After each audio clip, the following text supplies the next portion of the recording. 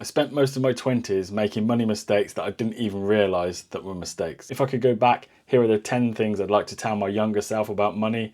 I'm hoping that this can help you avoid making the same mistakes. First thing is, debt is not normal just because it's really common. I grew up in a household where I could see that my mum was in a great deal of credit card debt, and unfortunately that pattern kind of followed on through me as well, because I could see the ignored calls, the bailiffs knocking, the red letters, and with a printer, do not ignore things. I got into that exact same cycle despite really knowing better and working in finance. And so I'd go back and tell myself that credit cards you should absolutely not getting things on finance, buy now pay later, all of those things. You are just kicking the can down the road and potentially getting yourself into a position where you're unable to pay for it. Second one, linked to that, is credit cards are not free money. My bank invited me in shortly after my 18th birthday and handed me over a credit card. It had a £2,000 limit. At no point was it explained to me that obviously if you put money on this card, it's going to be charged at whatever the APR was back then. And if you pay only the minimum payments, it will take you a considerable amount of time to get it paid off, but also that you'll pay back considerably more than you borrow. So that £2,000 immediately went on. In fact, I think what I did with it was paid the council tax for my mum, who I knew was struggling, and then kind of reduced the amount I was paying her for kind of housekeeping. And the biggest mistake I made was not paying that off with the money I saved. I just used that as an additional, say, £100 to go and spend. And so I was just formulating bad habits from a very, very early age. But the fact that I was just handed this card at my 18th birthday, I find crazy, to be honest. I don't think that would happen these days because there's a lot more regulation and things are a bit more tightly controlled. But it was crazy. I just got invited, and at the front desk they were like, "Oh, here, Mr. Smith, you can have this. Enjoy," basically. And I was just like, this is great. Let's go shopping. Number 3 is that budgeting isn't restrictive, but really opens your eyes to what you're spending your money on. So nobody leaves school or whatever and thinks, oh, I need to budget. I've got income coming in. This is all the stuff that I need to spend money on. This is how much I've got left. This is how much I should save. People aren't doing that. And I think part of that is driven by the schools, but also there's a responsibility for parents. And I've certainly taught my daughters the same, that you should, once you've got a proper job, understand how much money you've got coming in, how much money you absolutely need for things that are non-negotiable. So if you've got a phone contract or you need to pay rent and stuff, those things are non-negotiables. Now they're fairly young, so they haven't got rent and all of that stuff to deal with yet, council tax or what have you. But they'll no doubt have to pay some housekeeping and have a mobile phone contract. That's pretty much all you have, isn't it, as a teenager, until you're kind of operating a car. But to understand that up front and how much you've got to spend, rather than just spend, oh, I've got no money left and now I've got to wait to payday, is a lesson I absolutely need to pass on to my children, and hopefully that has worked. Time will tell. Probably the most important one here, aside from not getting into stupid debt, is start your pension now. When I was 18, I was not paying into my pension. I was probably on maybe 10 grand a year then, maybe 12 at a push, and I wasn't paying into a pension. Auto enrollment wasn't a thing there, and so it wasn't really explained well at any of the companies I worked at. But I've done videos in the past that show the benefits of having money from that very early age in the market for an additional 10 years, 15 years, even 20 years. By the time I really got hold of my pension, I was in my mid-30s, so I could have had 15, 17 years of even small £20, £30 a month, plus whatever my employer would have put in, would have got to a 5-figure sum, at least 30, 40, 50 grand potentially.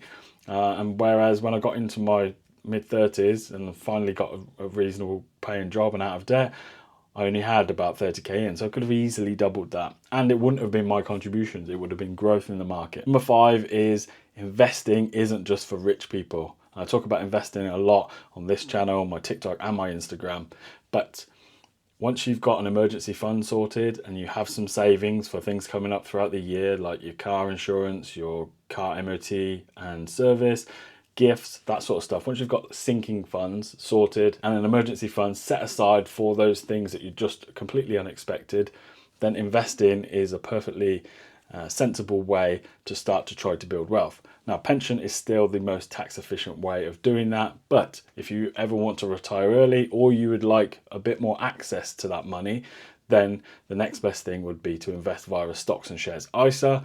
There's a link down below in the description for a free fractional share worth up to £100 from Trading 212 if you decide to go down that route. This is not financial advice. But by investing in the stocks and shares ISA early, again, the same as the pension, you benefit of all that time in the market and the growth that happens over that period of time.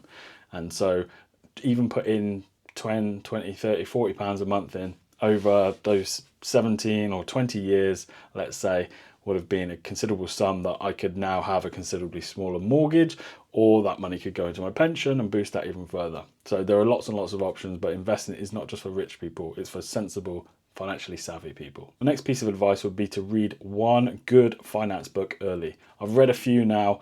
I've read The Power of Money, How to Own the World, and also Rich Dad Poor Dad. Now that Rich Dad Poor Dad is slightly out of date, but 20 years ago actually it was really relevant, and I wish I'd have even known about that sort of stuff. And I think just a couple of books back then would have completely changed my mindset.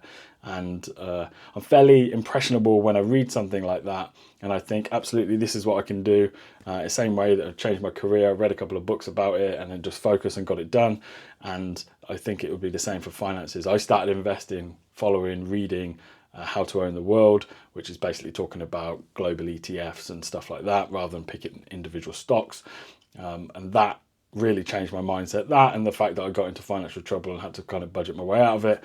But yeah, reading a good book, because I'm heavily influenced by the stuff that I read and stuff that I consume, I think that would have made a huge difference to me. The next thing is lifestyle creep is very, very sneaky, and it just sneaks upon you. So what I'd say to myself is each time you get a pay rise, maybe if you get a 2% pay rise, 1% extra goes into your pension, the other 1% you can enjoy.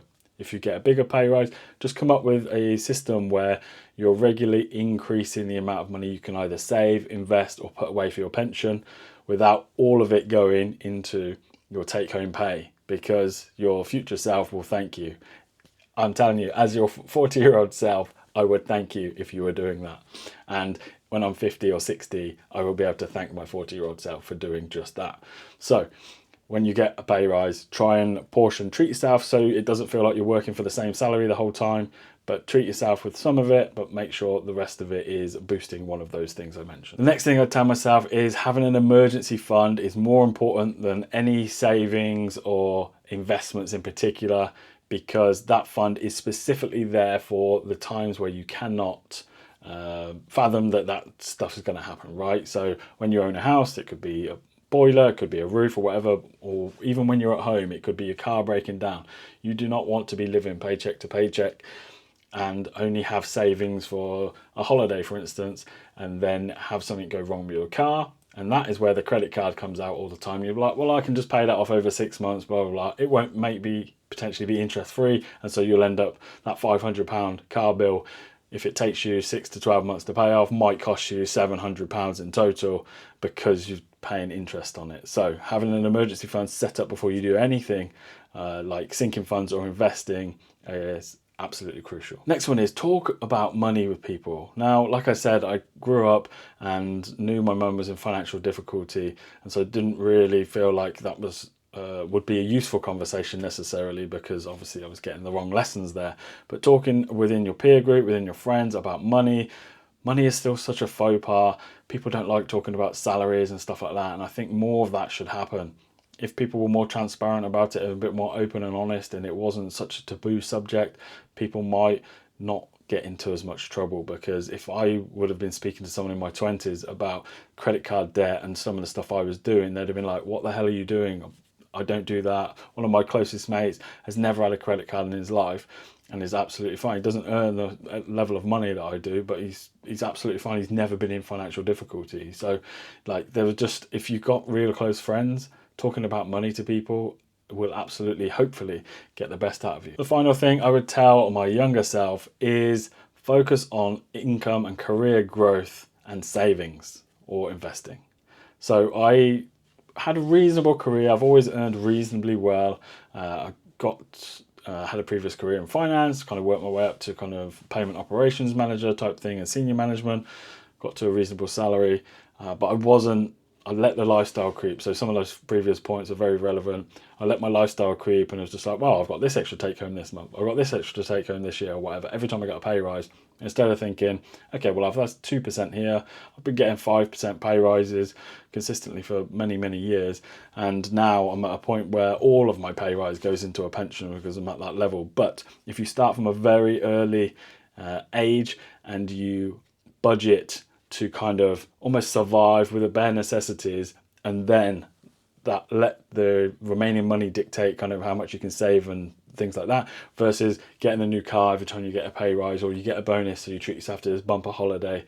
Try and save for these things and get them done on a monthly basis, so that at the end of that year you've got a pot of money that you've saved for, rather than let that huge influx of money, either through a pay rise or a bonus, kind of cloud your judgment and think you're richer than you really are. So which one of these hits hardest, and which ones would you go back and tell yourself? Let me know in the comments below, and if you like this sort of content, do like and subscribe to the channel, and I'll see you in the next one.